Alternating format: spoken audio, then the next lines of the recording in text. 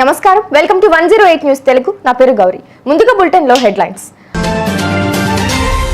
గత ఏడాదికి మించి పెట్టుబడులు సాధిస్తాం, అందుకు తగ్గట్టుగా ప్రణాళికలు రూపొందించాలి, సీఎం రేవంత్ వెల్లడి.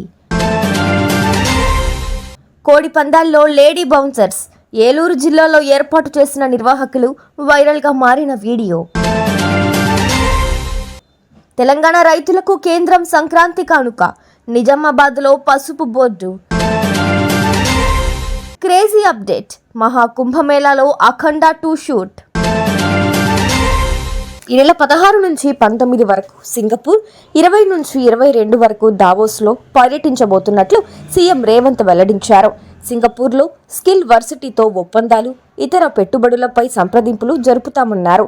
దావోస్లో వరల్డ్ ఎకనామిక్ ఫోరం వార్షిక సదస్సులో పాల్గొంటామని ఆయన చెప్పారు. గత ఏడాదికి మించి పెట్టుబడులు సాధించడమే తమ లక్ష్యమన్నారు. గత ఏడాది దావోస్లో 40,232 కోట్ల రూపాయల విలువైన ఒప్పందాలు చేసుకున్నామని తెలిపారు. ఏపీలోని కోడి పందాల్లో లేడీ బౌన్సర్స్ ప్రత్యక్షమయ్యారు. ఏలూరు జిల్లాలో నిర్వహిస్తున్న కోడి పందాల బరుల్లో లేడీ బౌన్సర్లను నిర్వాహకులు ఏర్పాటు చేశారు. ఉభయ గోదావరి, కృష్ణా జిల్లాల్లో జోరుగా కోడి పందాలు కొనసాగుతున్నాయి. మురముళ్ళ, కాకినాడ రూరల్, రాజమండ్రి రూరల్, నిడదవోలు, ఉండి నియోజకవర్గాల్లోని కోడి పందాల బరుల్లో 25 లక్షల పైనే ఒక్కో పందాలు నడుస్తున్నాయి. కోడి పందాలు ఆడేందుకు వ్యాపారవేత్తలు, సాఫ్ట్వేర్ ఉద్యోగులు ఆసక్తి చూపిస్తున్నారు.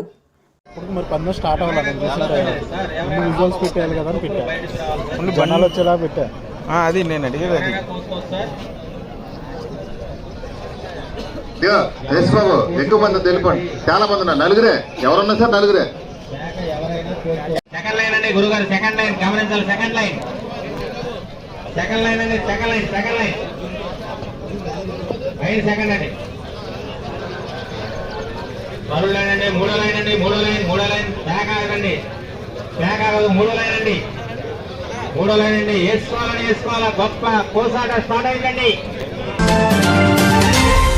కేంద్రం ఇచ్చిన మాట ప్రకారం నిజామాబాద్లో పసుపు బోర్డు ఏర్పాటుకు ఉత్తర్వులు జారీ చేసింది. సంక్రాంతి పర్వదినాన పసుపు బోర్డును ఇవాళ కేంద్ర మంత్రి పీయూష్ గోయల్ వర్చువల్గా ప్రారంభించనున్నారు. ఇప్పటికే జాతీయ బోర్డు చైర్మన్ పల్లె గంగారెడ్డిని నియమిస్తూ కేంద్రం ఉత్తర్వులు జారీ చేసింది. దాదాపు 15 ఏళ్లుగా బోర్డు ఏర్పాటుకు రైతులు డిమాండ్ చేస్తున్న సంగతి తెలిసిందే.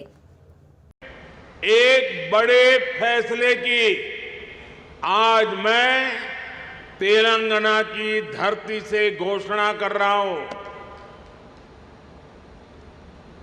केंद्र सरकार ने हल्दी किसानों के लिए हित के लिए और उनकी आवश्यकता को देखते हुए और उनके लिए भावी जो संभावनाएं हैं उसे देखते हुए సంగీత దర్శకుడు తమన్ అఖండ 2 మూవీ గురించి అదిరిపోయే అప్డేట్ ఇచ్చారు.